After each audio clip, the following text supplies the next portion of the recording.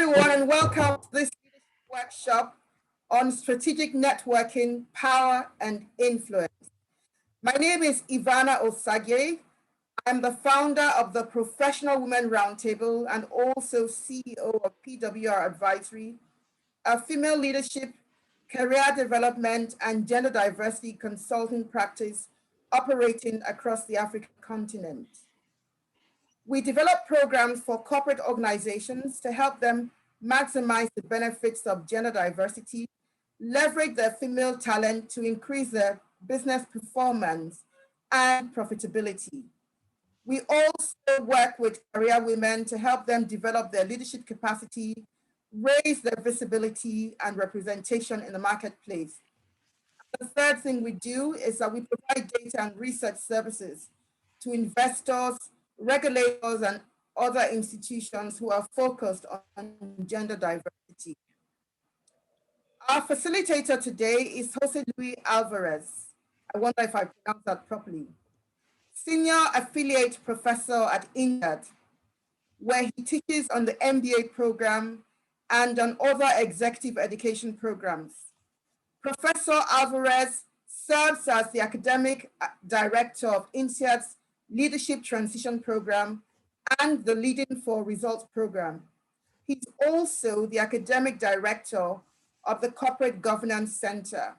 He has received several teaching and directing recognitions and is a three-time award winner of the Best Teacher Award. So I think you will agree that we're in safe hands. Jose Luis's main areas of expertise are the distinctive tasks, roles, and careers of executive leaders, both in the public and private sectors, with an emphasis on the development of their political and social capabilities. Professor Alvarez was a visiting professor at Harvard Business School, where he taught the Power and Influence MBA elective course, and also at Cambridge University's Judge Institute of Management. The author of 8 books, his book, Sharing Executive Power, Roles and Relationships at the Top, which was published by Cambridge University Press, was selected as one of the top 3 books in 2007 by the Academy of Management. Jose Luis Alvarez holds degrees in law and philosophy from the University of Barcelona, an MBA from IESE Business School, and an MA and a PhD in organizational behavior from Harvard University. I am delighted to have him with us today, and I think that you're going to find out just how insightful Jose Luis is. He was my lecturer, my professor, when I was on INSEAD's AMP program, and I just thought that he was fantastic and simply brilliant. Just for a bit of housekeeping, we will listen to Jose Luis. He will speak for about 40 or so minutes, and then we'll go into a Q&A session, and we will do our best to address as many of your questions as we possibly can. I thought it was very important to have this session today because, like they say, your network is your net worth. I personally believe that relationships are currency. And to me, that's what networking is all about, really. It's about relationships. And it's about building strong relationships and also depositing into those relationships and leveraging them, which means you make withdrawals from those relationships. But I'll leave Jose Luis to talk to us a lot more. He's definitely an expert in these matters. So over to you now, Jose Luis. Oh, thank you so very much, Ivana, for inviting me. This is a great honor to be with you, to share with your friends, your colleagues, your associates, some ideas about networking. You just justified very well, very brilliantly, how important networking is. So let me tell you what I plan to do in the next about 40 minutes, as you said, or so. And then I'm open to your questions. I'm going to talk about networking. About networking.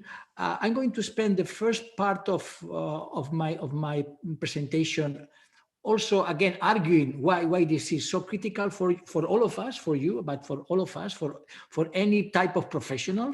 Then I will share with you 3 or 4 basic ideas on how to think about how good your network is, about the quality of your network. And then I will spend most of my presentation sharing with you some examples of good practices in networking. So again, why networking is important, how to think about your network, that's one. Number two, and number three, some ideas for you that you need to adapt to your particular situation, of course, but some examples of how people do good networking. So this is the purpose of the talk. So let me just begin, and I would like to begin with a concrete example of how networking goes, how it works. It's a specific example. And by the way, it's an example of two women doing networking. It's a real example that was published. This is a story that was published in the New York Times a couple of years ago. Let me tell you the story, and then I'll try to share as many learnings as possible of what is at the end a bit anecdote. So I will stretch a bit the anecdote to get some thinking out of it, but hopefully it will be motivating. The story goes this way. In April, and I think it was, hold for a second, yeah, it was 2017, Wang Ming Martello, it's a lady who was the head of Nestlé, a well-known multinational, very important company, Nestlé in Asia. So she was in the executive committee of Nestlé, already a great executive position. And she was having a dinner with Arianna Huffington. I don't know if you are familiar with this name. Arianna Huffington is another lady, a very influential media businesswoman, and also serving on many boards of directors. And she was, at the time of this story, director of Uber, okay, and a founder of the Huffington Post. That is a very influential outlet. Okay, over dinner. So the two women were having dinner. It's interesting. The story says who had met just a few months earlier. Few months earlier means that they were not close friends. They were acquaintances. They were colleagues in business, not in the same company, but colleagues in occupation. So not close friends, and they were just chatting about some experience that Miss Martello, the Nestlé executive, had managed. As Miss Martello was describing that particular experience, Miss Huffington began thinking, hey, this could be interesting, began listening more closely. Miss Huffington then wondered whether Miss Martello would be interested in helping Uber to deal with a series of problems that Uber was having at the time. Less than 2 months later, Miss Martello joined the board of Uber. By the way, a fantastic position, okay? And she said, I did not expect to be asked about joining Uber at that dinner. And I don't think that was on Arianna's agenda. So the whole thing, that was only the second meeting. The whole thing was casual. Let's just hang on. So again, this is how an example of networking at work. Ivana mentioned she played with the words work and networking. So this is work and networking. Let me try to get some points out of this story. First of all, to the left, you have one of the most practical books I ever read on networking. It's old now. There must be at least 10, 15 years old, but still is full of very practical ideas on how to do networking by a guy called Keith Ferrazzi. And this is already, the very title of that book is already a good practical recommendation for networking. Never eat alone. By eat, I mean breakfast, lunch, dinners, what have you. Why is that? Because you have to be constantly doing networking, and you need to use every opportunity to practice that. Never eat alone.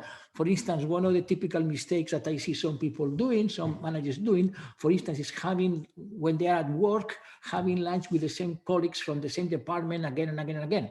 And from the networking viewpoint, that's not good, because that adds nothing. Because one of the things that you have to do with networking is to change the people you interact with as much as possible. So out of that little story of networking at work, okay, never eat alone, or never had breakfast alone, or dinner alone, or never had whatever with the same people again and again, always expanding.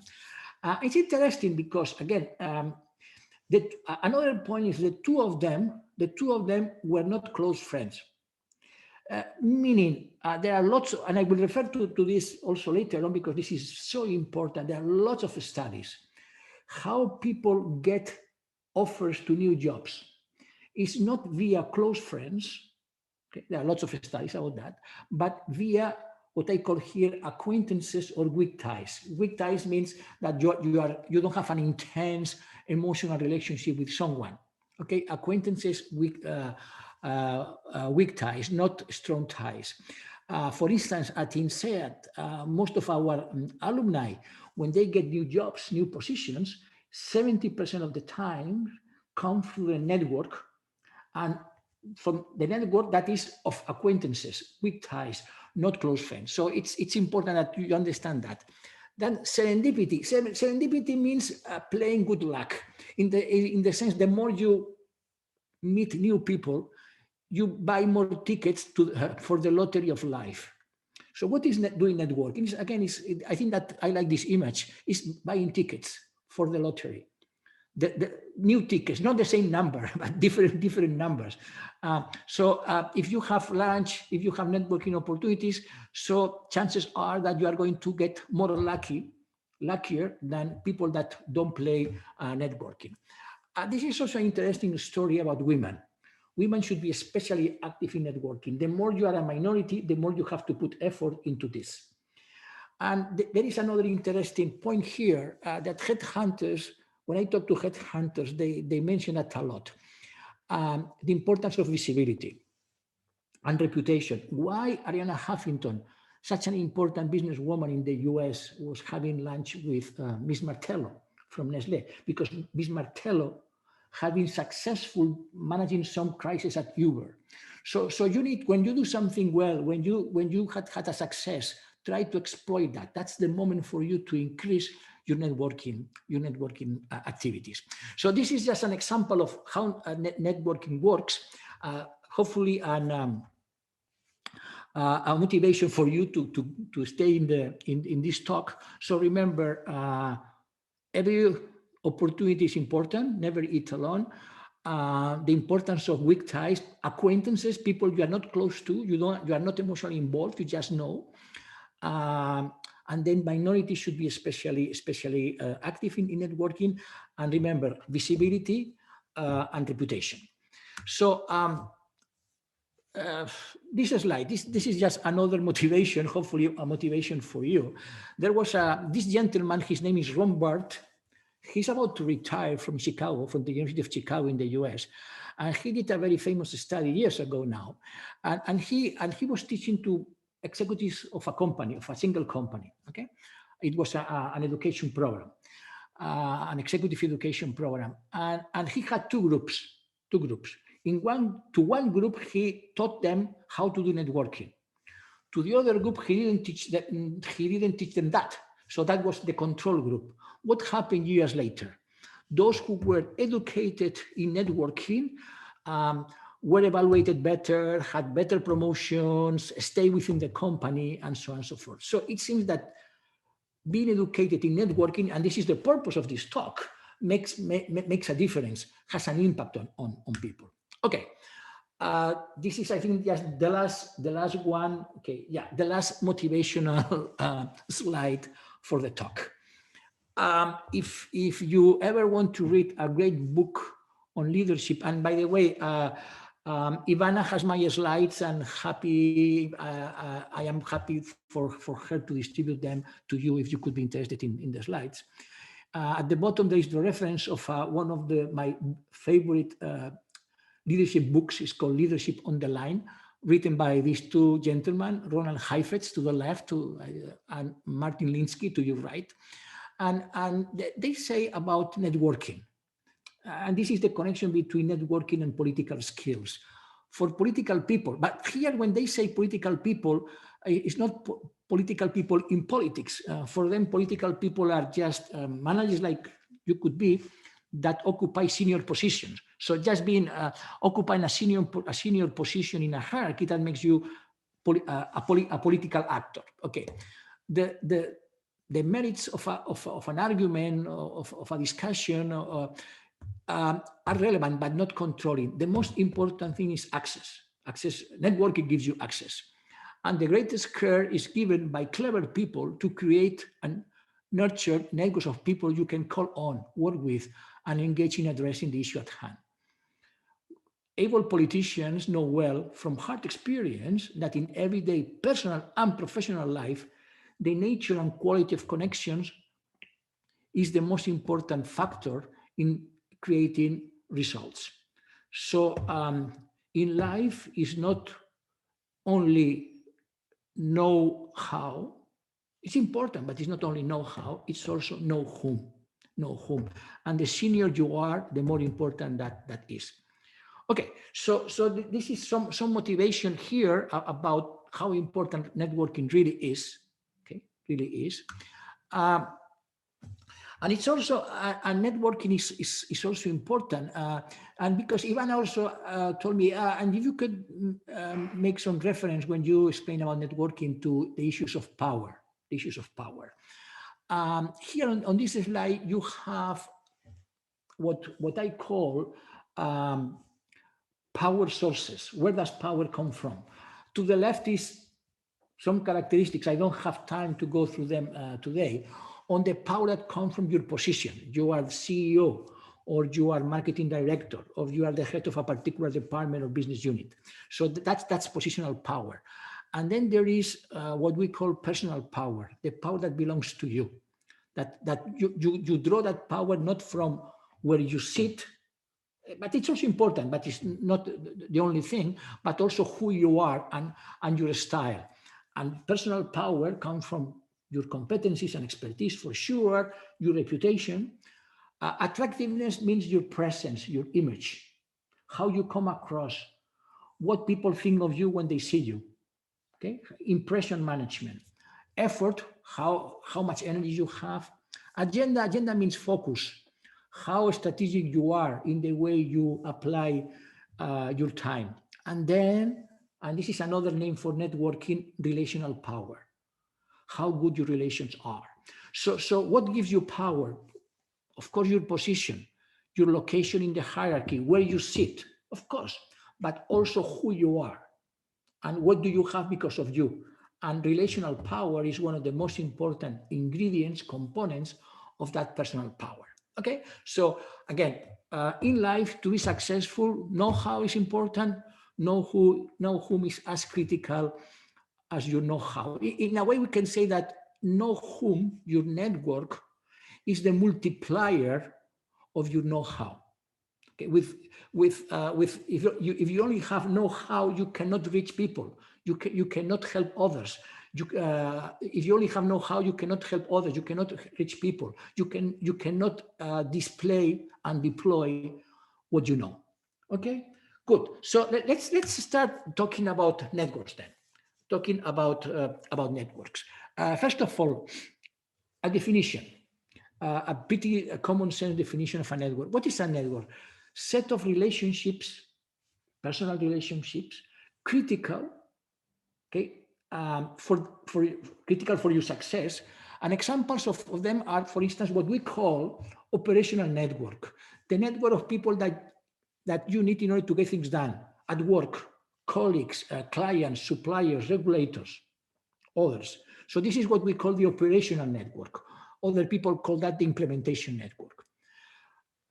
Another type of network, and there are many types of networks. And by the way, people could be in more than one network. So your acquaintances, your friends could be in one or more than one of these examples of these networks. A strategic network.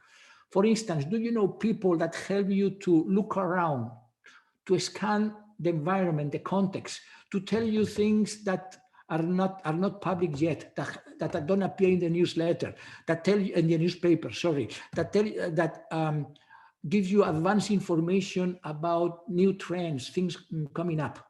So this is what we call strategic network. Okay, people that help you, people in your network that help you to scan the context, okay, and then give you advanced information. Another example, again, could be many. There are many types of networks. Developmental network. So do you have today in your network people that help you to learn, what I call here professional network, that allow you to learn? Do you have in your network mentors, sponsors, friends that are great readers and tell you, oh, the good books to read, colleagues that are acquainted with good experiences and tell you stories of other companies so for you to do benchmarking. So these are just examples of different types of networks. And these three are critical for your success. So what's a network? Set of relationships critical to getting things done at work, being strategic, okay, and developing oneself. Uh, More on that. And this message, this is so important that I'm going to repeat a couple of times at least during this afternoon. Okay. So structure is key. What does it mean? Today, lots of people are obsessed, are truly obsessed with with with with having a big network. Lots of people in LinkedIn, lots of connections. That is fine, but it's not the most important thing. The most important thing is not only okay how many people you know. This is relevant, but it's not the most important thing. The most important thing is what I call here a structure, is where you are in the network, location, where you are in the network. Are you close to interesting people? Are you close to important people? Because you can have thousands of people in your smartphone, but if you are not close to those who have themselves the good connection, themselves a good network, that's pretty irrelevant. So, because again, as I wrote here, if you are in the right location, close to interesting people, is when you can have access to information, resources, opportunities, and then it's also where you can not only receive but also give to others. So it's location. It's location. It's not just the number of people in your network. Allow me just to spend 5 minutes, no more than that, on kind of a bit of boring stuff. By boring, I mean that a bit technical, in the following sense: how to analyze how good your network is. And so the first one has to do with size. I just mentioned that. So, for instance, the question is, how do you know that your network gives you access to what you need? This is what you want a network to get from others what you need from them. I repeat, why do you want a network? To get from others what you need from them. From them could be favors, collaboration, support, money, emotional support, etc. So size is important for that. Okay, and here you have what scholars doing networking analysis think that there are the three main types of levels is the word of size. So there are three. When you think about how big is your network, there are three levels you need to consider. One is what we call the catch-all reserve network. Catch-all is like in fishing, when you cast your net very wide. Typically, you should have, because Ivana mentioned how senior you are, how important you are, in the thousands. Of course, not all those thousands are good connections, they know you well, etc. But there's lots of opportunities there. So the catch-all reserve network. Human beings are not good at it, at managing it. That's why we need smartphones, we need LinkedIn, stuff like that. So we need technological support to manage that. What human beings are very good at is what we call the task network. We manage very well a network of our brains, manage very well networks of 100 to 100 people. We don't need smartphones to remember 100 to 100 names, to remember if they are good or not so good to us, etc. So, and how we define that is people that get back to us in less than 2 days if we send them a message. Okay. And then there's a third level of size that you need to consider, what we call the safety net. This is much more reduced, as you may imagine, around 10, 12 people. These people are dear friends and the closest family. If we tends to be around 10, 12, if we need money because we we run into economic troubles, if we need emotional support, this is the network we need to consider. So three levels of analysis for you when you think about size: catch-all, reserve network, operating network, and safety net. Okay, good. By the way, if you want to read about this, and from time to time I will recommend you books. There is this amazing book by a guy called Robin Dunbar, that the title is "How Many Friends Does One Person Need?" It's a small book. You can read that in 2 hours or even less. And it discusses all these things about size, how to manage the different levels of size in your network. It's a great book. Another book, it's a quote from another good book.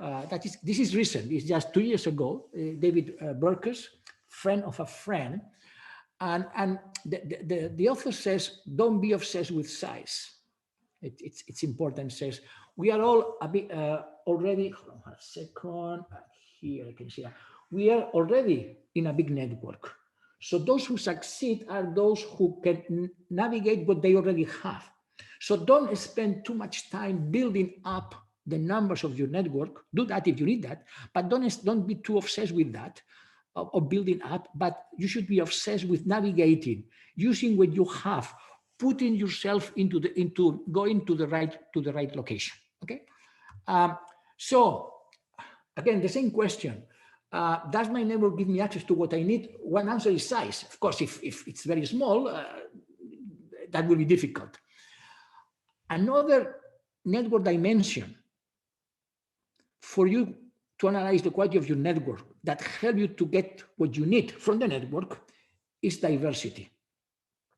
Is the value added as a function of the breadth of contacts that can improve access, connectivity, adaptability. What does it mean? If you only have one type of people, one particular group in your network, you only will get only one type of resource, only one type of support. So diversity could be gender diversity, but could be background diversity, could be national diversity, could be functional diversity, what have you.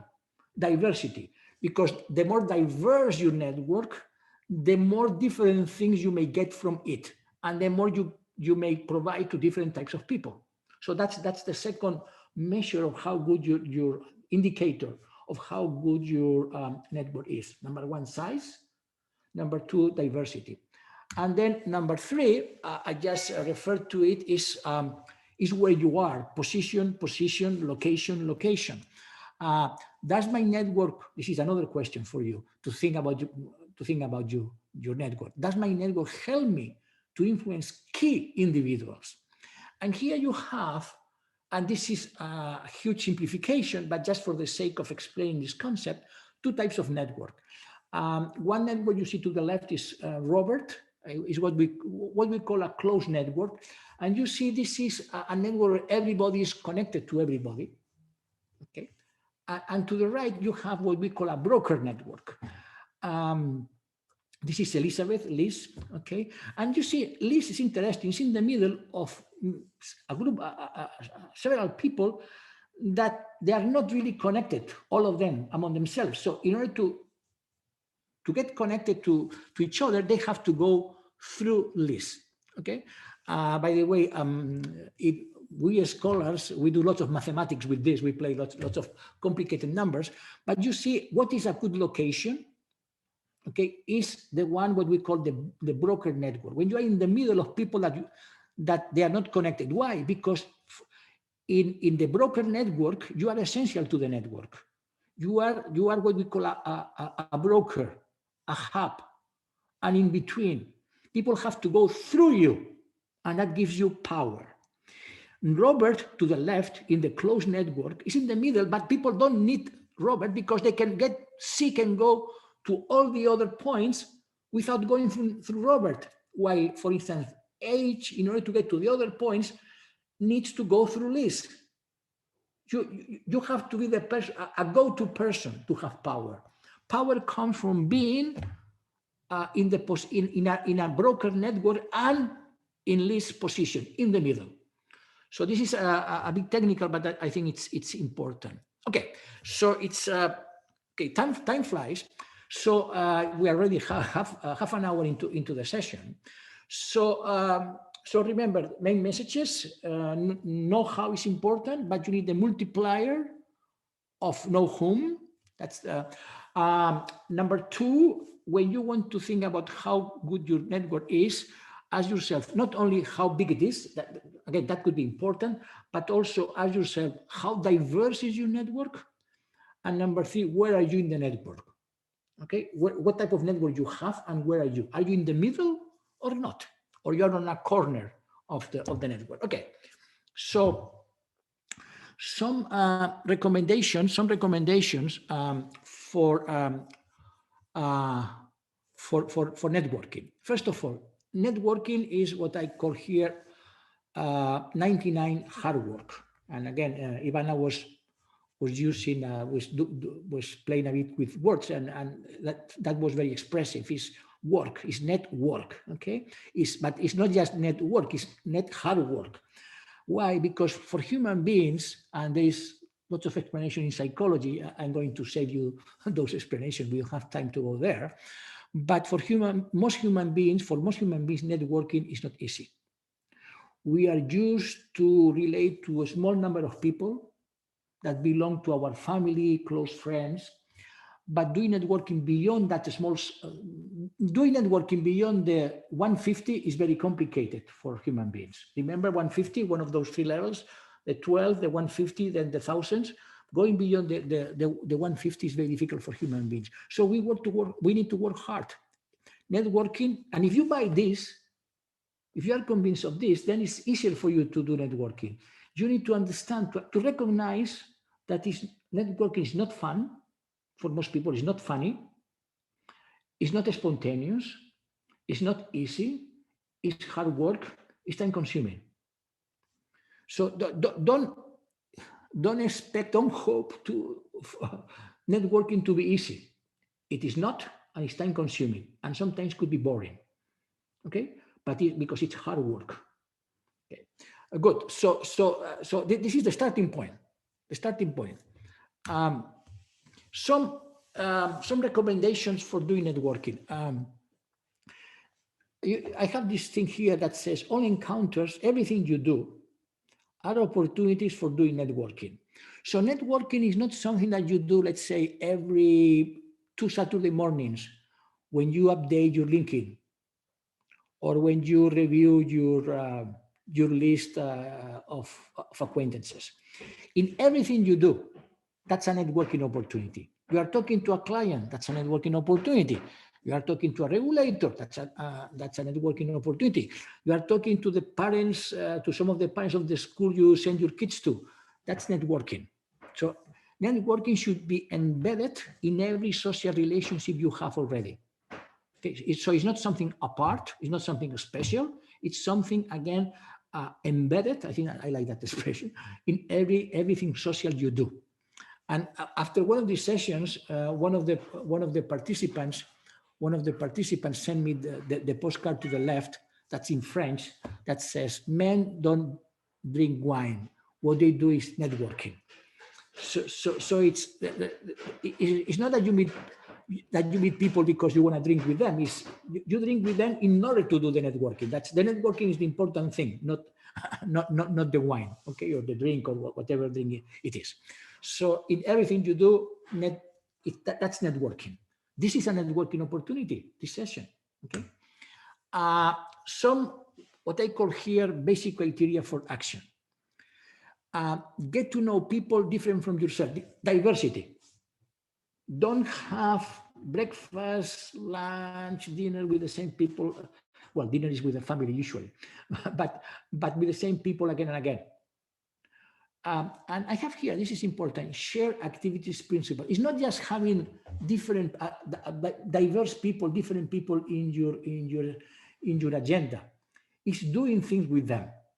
So if you have hobbies, you play sports, do those things, activities, with people who are not like you to increase diversity. So it's what really gets you in touch with others is not just, again, having them in your LinkedIn, is doing things with them. That's where by the way, where true friendship may come from. Okay, so it's doing things if possible. Um, of course, you have to be. Of course, you have to be pragmatic. Networking is not. I said that it's hard work. It's not about love.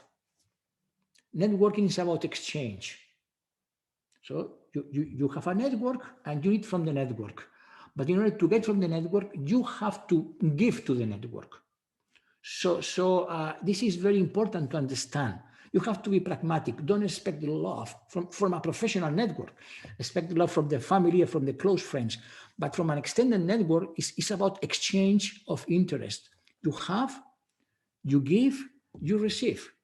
It's about exchange. It's about exchange.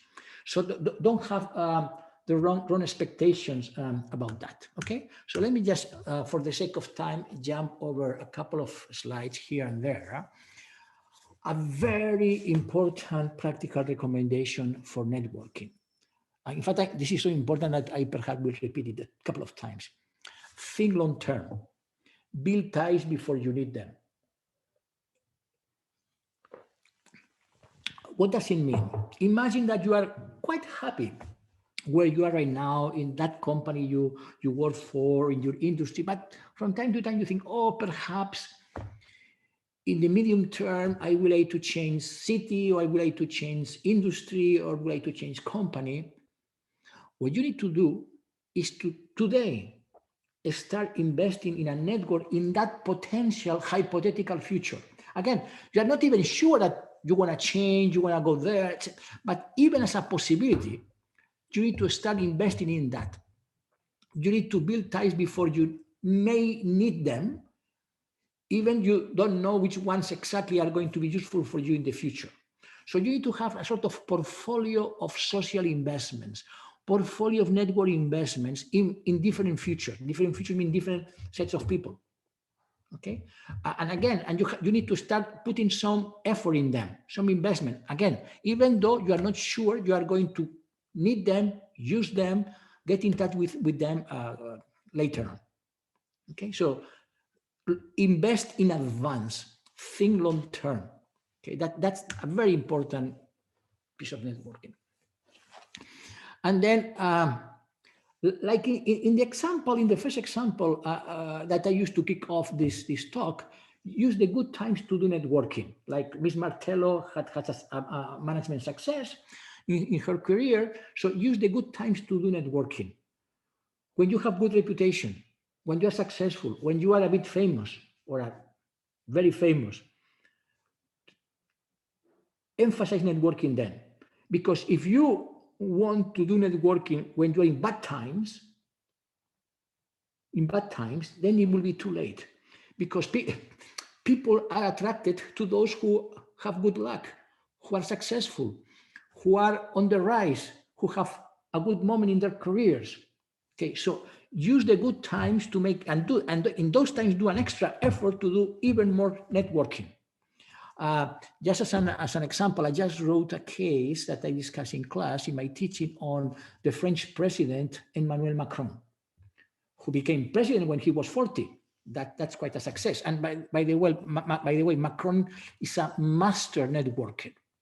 Just going through his life is an amazing lesson in networking. Well, just as an anecdote, a teaching anecdote. When he was Minister of Finance in France, he was 36 or something like that, Minister of France, a huge success, good time for him. He used to have dinner twice, and not because of the French food, which is good. I live in Paris, but because those were social networking opportunities. Because everybody wanted to have connections with him, so he had dinner twice. Not every day, I understand that, but that's an interesting anecdote. Okay, let me speed up a little bit. Against comfort. Okay, this is interesting. Discomfort is good. What does it mean that discomfort is good? If we do networking only with people that we think or we feel that we are going to feel comfortable with them, that's typically not a good thing. because that means that you are doing networking only with those who are like you. Human beings, at least at the beginning, we are uncomfortable with those who are not like us, who are diverse, different from us. Therefore, if discomfort is good, because that means that you are really going for diversity. Okay, so networking is hard work, and even hard emotional work, because you will need to at least explore connections with people who are not like you, who don't belong to your social circles. And at the beginning, at least, perhaps you are going to feel uncomfortable, uncertain, challenged by those people. But you need to try. So more practical recommendations. Let me go for just some of them so that we have time for your questions later on. Or let me just, from this slide, let me go to the last one. Track frequency of appointments with people of potential value to you and your business. What does it mean? Do you have today a list of people you want to meet for the first time? This is a good question for you to know if you are a good networker. Do you have today a list of people that you want to meet perhaps for the second time in order to keep the relationship alive and in good shape? Pay attention to the fact that I'm not asking you if you know the people that you want to meet for the first time, or that if you know the people that you want to meet for the second time. No. I'm asking you have a list. The list could be on paper, could be on soft copy, or on your whatever device you may use. But do you have that written down somehow? Because what is not written down doesn't exist. You are not going to do it.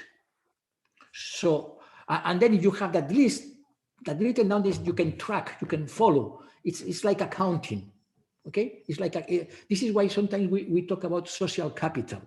Social capital is the people we know, okay? That's our social capital. It's like our economic capital. We need like books in order to track what we do in networking. In that sense, let me give you a story. Let me share with you a story that will help you hopefully to remember this recommendation. Okay, do you have written down today? If not, do it quickly. A list of people you want to meet for the first time, the list of people you want to meet for the second time, and how you are going to meet, how you are going to access them, to reach out to them. Let me tell you a story, and you'll see that these three characters appear in the story. Many years ago, like 20 years ago, there was in Chicago, in the US, a group of women, and you are mostly women here, a group of women that used to have lunch once a month or twice a month, I don't remember, in order to support themselves, to exchange experiences, stories, support themselves. Important business women, by the way, very important. For instance, and you see the photo in the middle, Oprah Winfrey, okay, one of perhaps the leading media person in the US for the last 10, 20 years. Okay. These ladies used to have lunch regularly, and what they did was they used to invite for coffee or for lunch, I don't remember, every time someone new, in order to expand their network. So it's kind of, remember what I told you, never eat alone or never eat with the same people. So even this group that only had met once or twice a month, but every time someone new show up. And again, 20 years ago, they invited a fellow who in those days was a local, not a national politician, a local politician in the Chicago area. He was a social activist, a guy by the name of Barack Obama. Okay, he was not famous, and he was just local. And Barack Obama attended that dinner, lunch, or whatever. And at the end of the event, Barack approached one of the ladies in that group, That lady's last name was Hefner. Hefner, if you may know, it's Playboy magazines, but it's not only Playboy, it's a variety of magazines and journals. So she was close to journalism. And then Barack Obama got to that lady and got a piece of paper. The important thing is the paper, out of his pocket. And in that paper, there were a list of names he wanted to know. And he asked her, "You are in journalism. Will you please help me to get in touch, to get to know so and so and so?" Those who were the so and so, they were important journalists from Washington. So Obama was starting to think going to Washington and become a national politician, not just a local politician. So again, he was starting to invest in advance. Remember my previous recommendation, but again, is the list of the anecdote is also the piece of paper. Do you have that piece of paper? She helped him to get in touch with those journalists. One of the names in that list was the guy to the right. His name is Thomas Friedman, New York Times, a very well-known author in the U.S. And Obama ended up having lunch with this guy. Okay, and at the end of lunch, Obama got another piece of paper out of his pocket, and he said, "Thomas, could you please help me to get in touch with so and so and so, more names in Washington?" So this anecdote, remember, Obama, first of all, having lunch with new people, investing in advance because he was local politician, began to think about going national, the piece of paper. And another lesson from this story, you see, Obama didn't call directly the people he wanted to contact. He went to people in the middle. This is what we call an indirect approach. So if you want to reach someone, try to go through a common acquaintance, someone in between. This makes things much easier. So cold calling, just calling someone, "Hey, I want to meet you." Why? This is complicated. But if someone makes a previous call on your behalf, that's much easier. So this is a very important good practice in networking.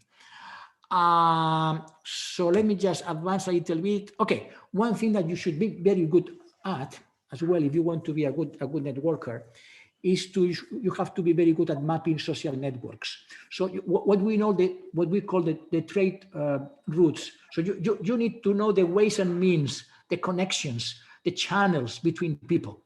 Okay, so again, so that you know who do you have to get in touch with to reach another one. So if you want to access C, you know, if you are A, you want to access C, do you need to know who are the Bs that will get you in touch with C? Okay, and let me just show you some examples. For instance, okay, let me just go here. Okay, so this is the ways to get to Donald Trump. He's always in the middle, like the sun. Okay, this is interesting. For instance, there are lots of studies about that. This is it's difficult to interpret. Let me tell you what it is. This is the networks, not the hierarchies, not the formal hierarchies, but the networks of the Communist Party Central Committee in China. So if you know this, you know where to go to see someone else. Of course, this is quite systematic, but you need to be able to do this at your level, to keep those sort of maps of connections in your mind so that you know how to access others. Where do you have to go through? Who do you have to contact first? Okay, in order for that first contact to open doors for you. Okay, so you need to be very good at this mapping.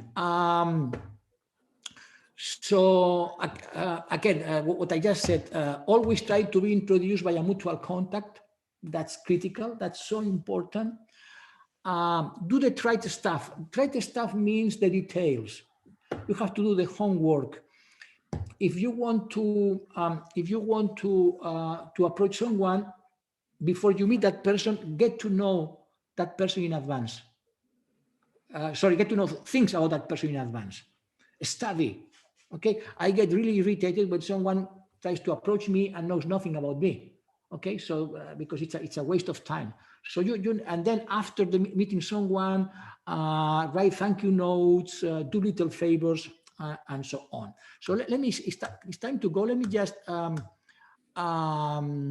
Okay, emphasize a couple of more points and then open the floor for discussion. I don't know how many of you are in LinkedIn. I guess lots of you. It's interesting. Headhunters, if you, for instance, if you wonder how important is your LinkedIn to have job opportunities.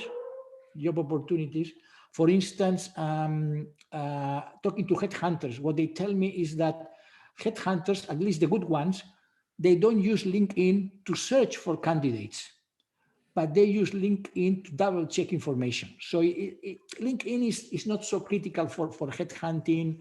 Let me just go through several of them. Okay, let me just finish this. So because I think that, okay, so here, and again, you are going to get this presentation because for me it's time to open kind of for questions. These are also good books that you may read about networking.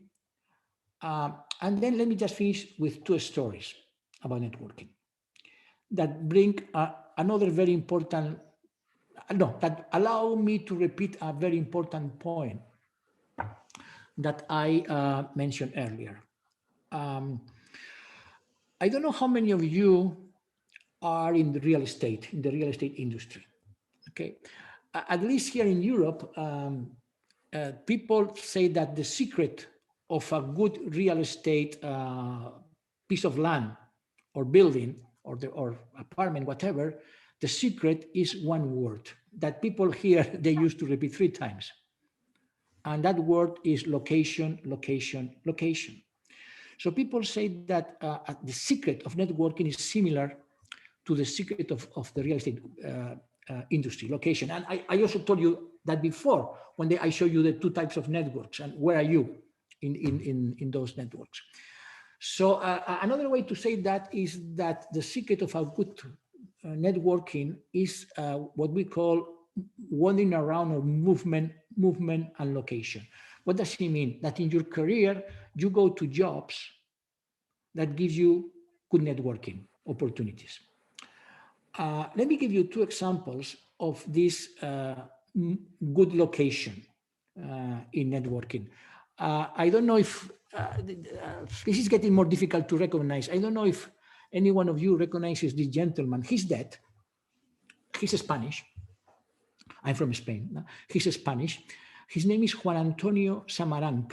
Juan Antonio Samaranch.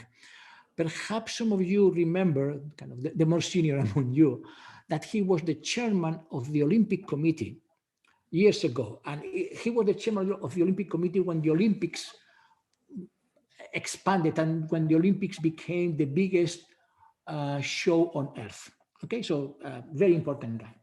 And his story is a bit interesting because he was in politics when Spain was a dictatorship. Okay, and he was Minister of Sports in Spain. And we were a dictatorship. But when he saw that the Spanish dictator in those days, that was in the 70s, was about to die of old age, he requested and he got the appointment of a Spanish ambassador to the US. Sorry, I'm wrong. To the USSR, Russia. But in those days, remember, it was called the USSR. And this is interesting because why a Spanish guy would like to be ambassador to Moscow, to the USSR? Because Spanish people hate the bad weather. Okay, why do you want to go from Spain, good weather, good life, to Moscow? That's boring, that's dark, that's freezing. Because, and the answer is because in those days, location, location, location. And he was in sports. Moscow was the center of everything, of everything important in Olympic sports. Because remember, in those days it was Moscow, but Moscow had all those countries under his political rule, like East Germany, Poland, Hungary, etc. So he went there because it was the good location. And then he became member of the Olympic Committee, then chairman of the Olympic Committee. Then Barcelona in '92. I remember. You are young. You don't remember, but Barcelona got the Olympics. Then the people from Barcelona are so grateful, appointed him chairman of La Caixa. It's a very important bank in Spain. Well, the interesting thing is that he's dead today. But today in the Olympic Committee, there's a guy with exactly the same name, Juan Antonio Samaranch. Who is that guy? Because it's not him, because he's dead. What happens? They keep a seat for him as a kind of honorary member, kind of for a seat for the dead? No, his son. See how things are? Let me give you a similar example. And with this, I finish, and then we go for questions. This guy you recognize, he died 1 year ago now, 2 years ago at most, George Herbert Walker Bush. Okay. He was, first of all, he was kind of ambassador to China. And he asked, oh, I want to be ambassador to China, to continental China. Why is that? Because he liked Chinese food? No, this was the first move in his career. Because China, when he was young, was after Mao's death, the place to be. It's location, location, location, an interesting place to be, lots of learning to do, lots of interesting connections for the future. Then his next job, he was appointed US ambassador to the UN. Another great location, location, location, because it's like having a shop in the best mall of the city, lots of connections. Then he became director of the CIA, lots of connections and lots of information about people. Wonderful job. Then vice president, then president. And then things gets weird. He's not president anymore, and there's a guy called George W. Bush. It's not him. It's George Bush like him, but it's not him. As also president, or the new president. Who is that guy? It's not him. His son. Again, his son. Some people tell me, Jose Luis, I don't like to do networking because I'm shy, I'm an introvert. Or some people tell me, oh, Jose Luis, I don't like to do networking because it looks artificial. Listen, I think that's wrong. Huh? I think that's wrong that you don't do networking for your career, or I think that's wrong that you don't do networking for your company. But you know why you need to do that? Is almost your obligation to do networking. Don't do it for you. Don't do it for your company if you don't want, but do it for your kids, for your sons and daughters. Because if you don't do networking for them, they are not going to have great opportunities in life. Okay? And see, these two guys, Bush, Samaranch, they were rich, probably were wealthier than all of us in this connection, in this event. Still, how strategic they were with the networking. So this is my invitation, my final invitation for you to do networking. And then I am open to your suggestions and questions. Okay, so perhaps you can manage the questions. Yes, Jose Luis. I will help you with the questions. How was Ivana? How was the sound? Was okay? Yes, it was very good. I checked with the and I have to say that the comments, Jose Luis, I think that you would like to hear. Let me just read some of them. Catherine. Okay, go ahead. Thank you for generously sharing your wealth of knowledge, Professor Louis. Somebody else says, full of profound insight and ever so engaging. I mean, there's a lot of them. Suffice it to say, I think most people, if not everyone, has found it very insightful, very useful, and a lot of new material for us. So thank you so much, Jose Luis. You have been really generous. Let me now go to the questions.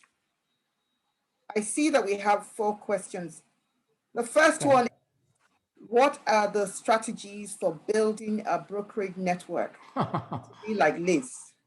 Okay, that's good. Well, that's difficult, but basically, okay. Let me put it this way. Imagine, you need to think this in terms of the evolution of your career.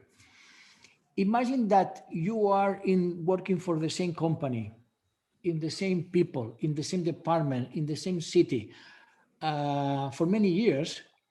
You are going to end up not having a brokerage network, because again, you are with the same people again and again. So how do you plan for, how do you develop? And this is something that needs time.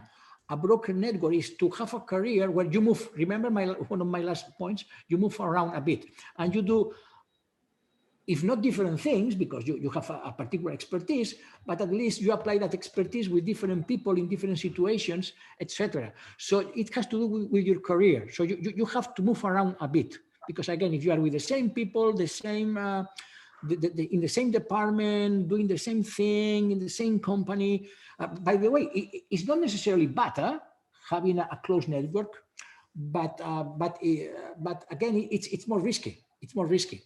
So it's better to have a broker network. And again, it's by increasing the diversity throughout your career moves. That will be my answer. Thank you, Jose Luis. We've got two questions that are quite similar, so I'm going to merge. Tips for people who don't talk a lot. I mean, you sort of touched on it when you were speaking. People who don't talk a lot, how do they start to network? Okay. How do they start conversations in order to network? I will have basically, one basic recommendation. Have someone to help you in the following way. That means that, for instance, you are not good at, it's not easy for you to do networking events. Okay, or you're not comfortable. You are not at ease in highly social situations. I would recommend you to have, let's say, someone you trust, a good friend who is good at those, or even why not a coach, okay, to first of all observe you in those situations, okay, so that this person helping you has behavioral inputs, so that he or she sees you kind of moving around in those situations. How do you move? Do you stay with the same people, or you go too much to corners? You make the wrong choices about what kind of clusters you spend most of your time there. You are not fluent in the conversation. You are not smooth. You are not cool. You are too anxious. Someone that looks at you behaving, and then that person should help you with that. So I think this is very difficult, by the way, because especially for shy people. But you need help, and the best help that I know is having a coach that follows you, that tracks you, and then he sees you in those situations and gives you some feedback. But because this can be learned. The funny thing about networking is that this can be learned. For some people, it's more difficult than for others, but this can be learned. And again, it's like in everything. Human beings, we don't learn by ourselves. We need help, and have good friends who help you in that. Thank you, Jose Luis.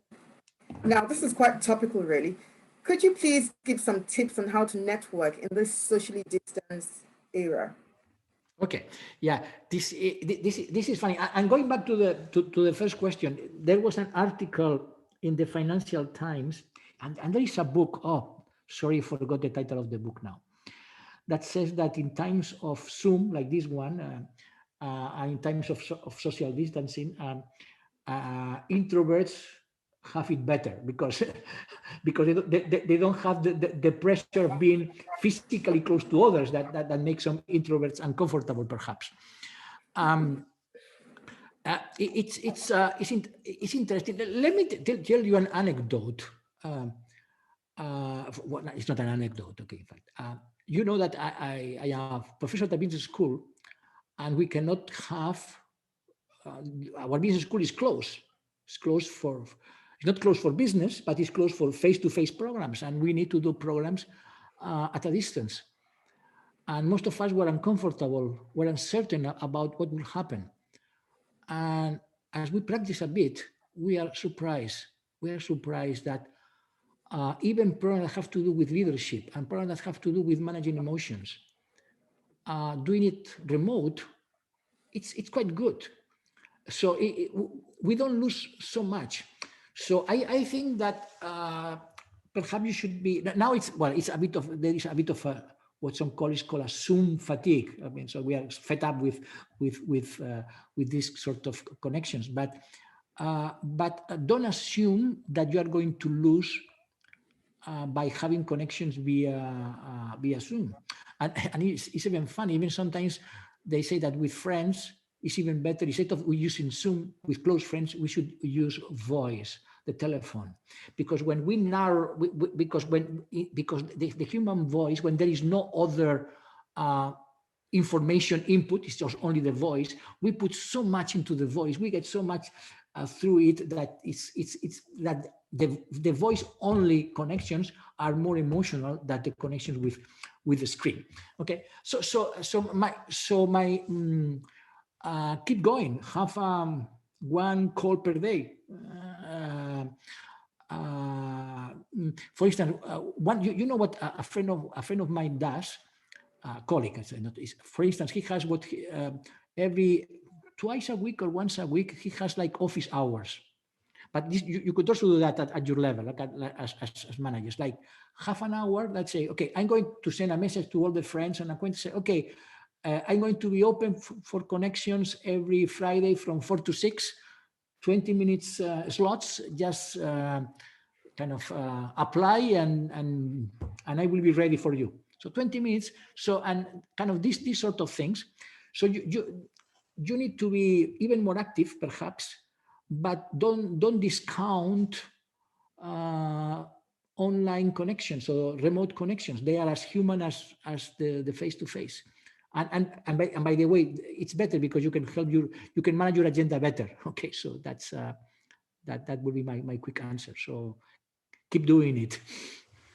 Thank you, Josely. We have a few more. Okay. Explain the strategic network again. To explain, okay, to explain the my strategic network. Yes, and Josely, you may want to merge that with another one. How do I Okay. my task network to my safety net? Or how do I know when it's time to Yeah.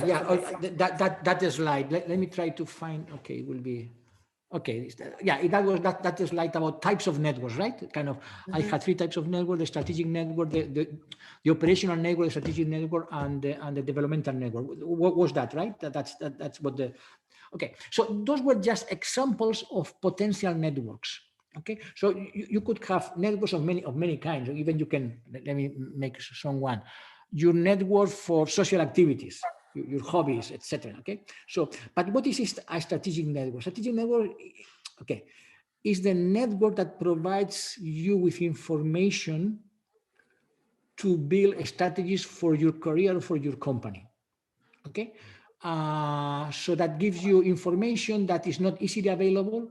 People who know things that are not easily available to people, that have good that themselves have good connections and know things in advance, so that you could be very proactive in your strategy. You could be the first in getting into some industry, some type of business, and so on and so forth. So it's just, okay, to put it clearly, people that help you to do good strategies for you or for your organization. And who are those people? People who have good information. So that will be a quick. And the other one, Ivana, was what was the developmental network? Was that the question? Safety net, moving from the task network to the safety net. That was the kind of the second. Okay, that was another slide. Yes. What is a safety net? Yeah, safety net is called safety because it's the people. Do you have people that if you have economic troubles, that if you have emotional problems, will be for you, with you? Do you have them? And it's interesting because there are statistics about that. And it's around 10, 12. Okay.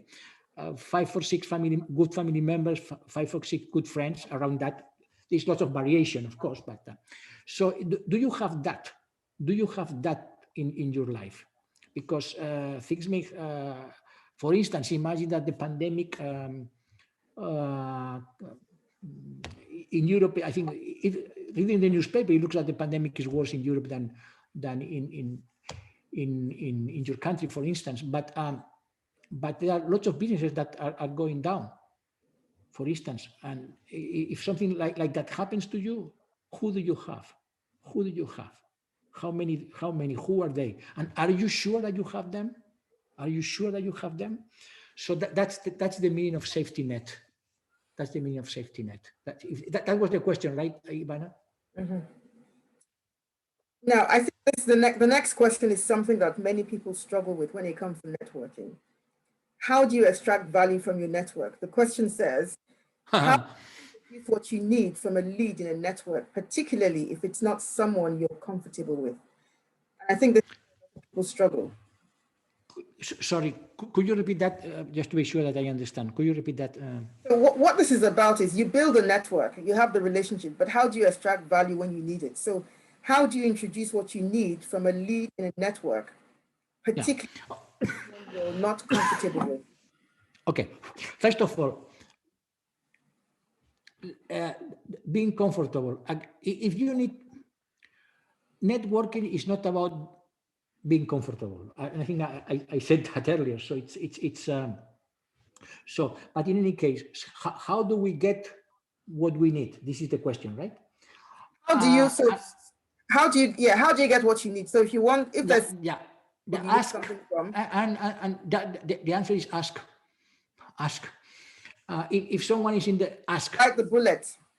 Okay, so because they know you already have it, and by the way, but ask and be known as someone who gives.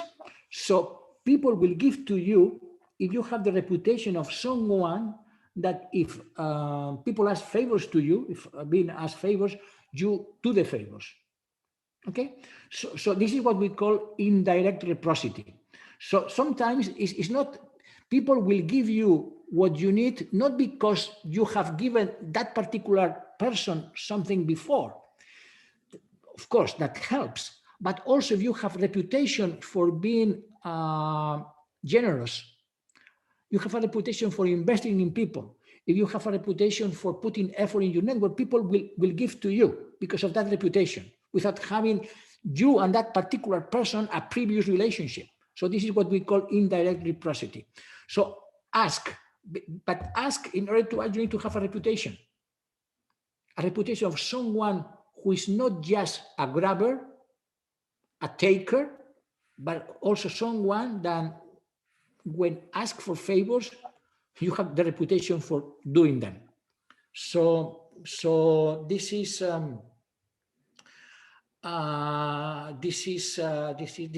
the answer. Ask, even if you don't feel comfortable. This is very important. Don't expect to be comfortable asking. Huh? I'm not. For instance, I teach this, and when I need something, I am a bit anxious and uneasy about things. Thank you. I'm aware that you have been speaking now for close to an hour, and I think we need to rest your voice. Thank you, because you have been so generous. The good news, ladies and gentlemen, we have some gentlemen here, is that we're going to be doing more with Jose Luis in the new year. He's insight to share with us. I also want to do a shout out to my co-INSEAD alumni. I don't think that, Jose Luis, there are many of your former students who are on here today. Okay. Regards the to all of Alumni them. Association was really excited when I said that you were going to be here. So I've seen some names. I've seen Jimmy Coca. I've seen Lucy and a couple of other people. Welcome. Nice to have you here. I'm going to launch just before we go. So please watch for it. It's going to come up now. Thank you. Okay. We've got 3 questions. Okay. So starting now. Okay. So should I now? No, Jose Luis, don't go just yet. We want to see you. Okay. I'd like to share some of the results of the poll with you as well. Okay. The first question is, how do you rate this webinar? And the The results are looking very good. Okay. Well, no below expectation. No, not at all. I didn't Okay. expect any either. Well, sometimes happens to me. Okay. Difficult to believe that, Jose Luis. Okay, well, from time to time. It's good. It's good. It's a learning occasions. Okay, so the results are we have over 100%, well, 97% are either met expectations or exceeded expectations. After this session, I will do more networking and be more strategic about it going forward. And the result of that is 100%. So that's fantastic. That's the good thing. Okay, wonderful. Okay. So on that note, thank you very much, everyone who's been here. We will certainly send out the hosted material. We have all of your contact details. I don't think that we can take any more questions because he's been speaking for close to 1 hour. Jose Luis, the feedback is fantastic, phenomenal. Let me read a few more comments just before we go because they're coming in very quickly. Ooh, this is a bit tricky. This was beyond excellent. Somebody says, topic was appropriate and highlights the need for intentionality in strategic networking. This session is very beneficial. Thanks for the opportunity. I look forward to more interactive sessions. So those are some of the comments, Jose Luis. I think on this time you scored 100 marks. Thank you. Thank you so much. Yes, some closing remarks from you, Jose Luis. Okay. No, Did you want to say something before we go? No, yes, thank you. Thank you very much. I have to, my wife is asking for me, so, you know, and I have to obey that. Yeah. So thank you very much, everyone, and do stay safe out there. See you soon.